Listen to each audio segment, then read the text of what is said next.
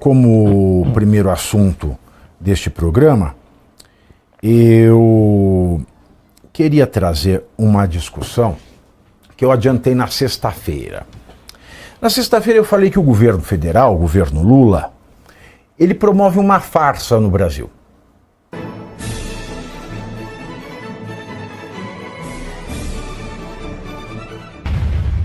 Que é contar para vocês, se a gente chegar nesse número pré-estipulado, quem é que deu holiday ao Fernando Holliday. Combinado? Combinado. Hoje, como primeiro assunto deste programa, eu queria trazer uma discussão que eu adiantei na sexta-feira. Na sexta-feira eu falei que o governo federal, o governo Lula, ele promove uma farsa no Brasil. Ele promove uma fake news com o intuito eleitoral.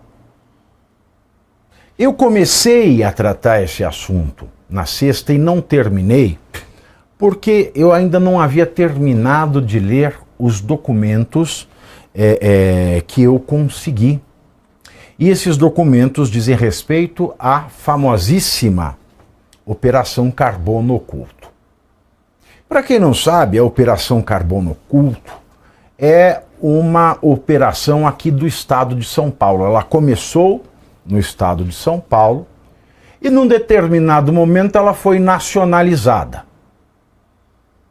O que aqui no estado de São Paulo a Carbono Oculto realizou que chamou a atenção do governo Lula? Prestem muita atenção nisso, porque isso envolve a destruição da vida de duas pessoas em especial. A destruição das vidas de duas pessoas a ponto de a mãe de uma delas, isso realmente dilacera o meu coração, saber de uma coisa dessas, virou para essa pessoa e falou: filho, eu não lhe conheço mais. E se a minha mãe, eu que não cometo crime nenhum, não sonego imposto, não bato em ninguém, nunca roubei, nunca matei, nunca trafiquei, se a minha mãe já é preocupada a ponto de não dormir pelos processos e condenações oriundas das minhas opiniões e dos meus comentários, eu imagino a mãe desse sujeito que teve a vida destroçada pela Carbono Oculto por finalidade meramente política eleitoral.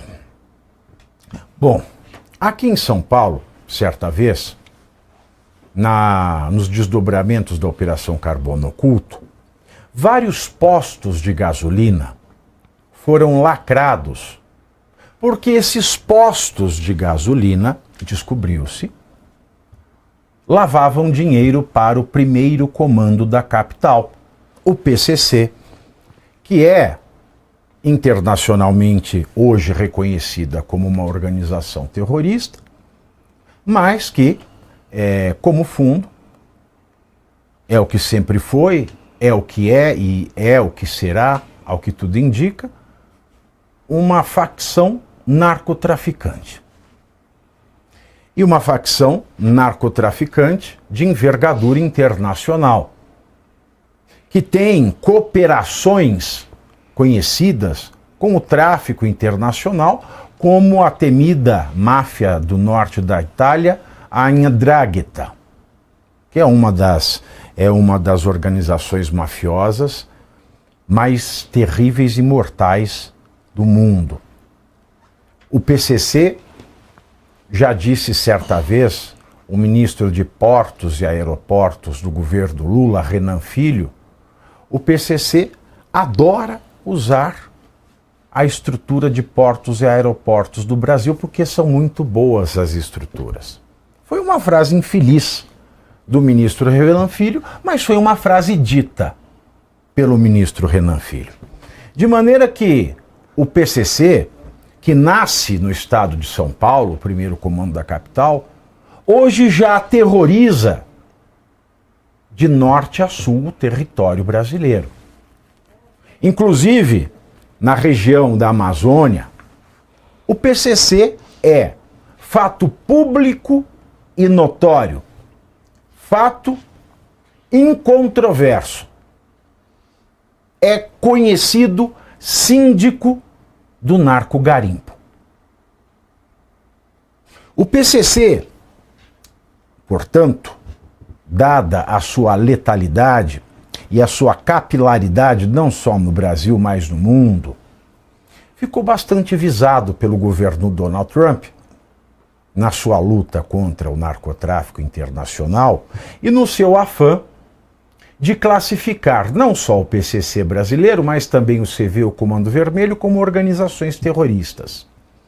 E desde o primeiro momento que o governo norte-americano anuncia esta intenção de classificar PCC e CV como grupos terroristas, o governo Lula reage de pronto e diz que isso é um atentado à soberania, quando, na verdade, a soberania do Brasil já é uma quimera, uma mentira, uma vez que o principal aspecto da soberania é o Estado fazer valer o direito em prol da população em todo o seu território.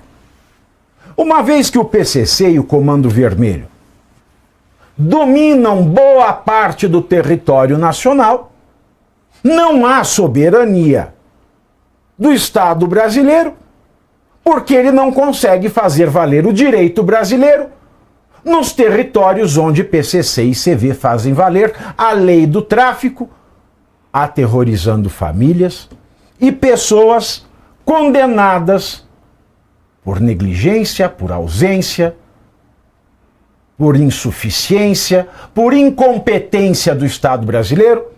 Famílias brasileiras, pessoas honestas, são vítimas dessa imposição da lei do terror das facções narcotraficantes nos territórios que deveriam ser dominados e dentro dos quais deveria haver o monopólio do uso da violência pelo Estado brasileiro através do direito brasileiro. Então o governo Lula, em especial através do seu Ministério de Justiça e Segurança Pública e da Polícia Federal e seus apariguados, começam com a cantilena de escolher uma palavra, esvaziar o sentido e usar como estandarte contra Donald Trump. A palavra é soberania. Isso vai acabar com a soberania, como se soberania tivéssemos. É um absurdo o governo Trump querer se intrometer. Como disse o Lula numa das últimas manifestações, estou triste com o que fizeram com os nossos, entre aspas, nossos criminosos. Criminosos do Lula, porque meus não são e seus eu acredito também não sejam.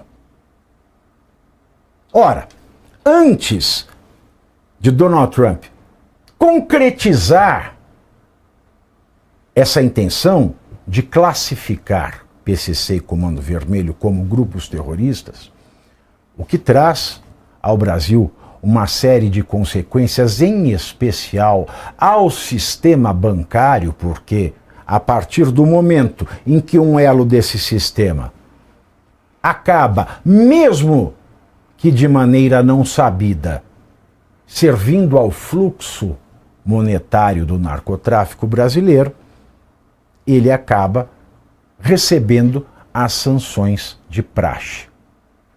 Antes que isso acontecesse, o Lula tentou mostrar a Donald Trump e ao mundo, e também ao seu eleitorado brasileiro e também aos desavisados do Brasil, que não precisa de Estados Unidos, que não precisa de Donald Trump para combater o crime organizado.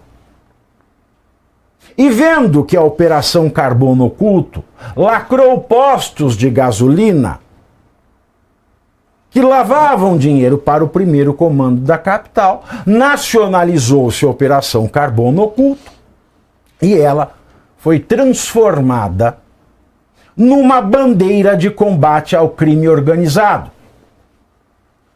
Tanto que, uma vez que eu falei de postos de gasolina na Carbono Oculto, e o maior devedor de ICMS sobre combustíveis do Brasil se chama Ricardo Magro, dono da Refit, e que mora nos Estados Unidos, Lula aproveitou para fazer outra fake news em nome do combate ao crime organizado, que é: eu pedi ao Donald Trump que mandasse o Ricardo Magro pro Brasil pra gente prender ele. Acontece, o vídeo terminou, mas o debate continua todos os dias às 19h30, 7h30 da noite.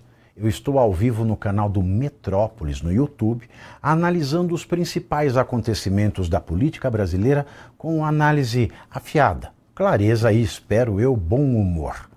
Quer acompanhar ao vivo? Te espero no Pavinato 7h30 no canal do Metrópolis.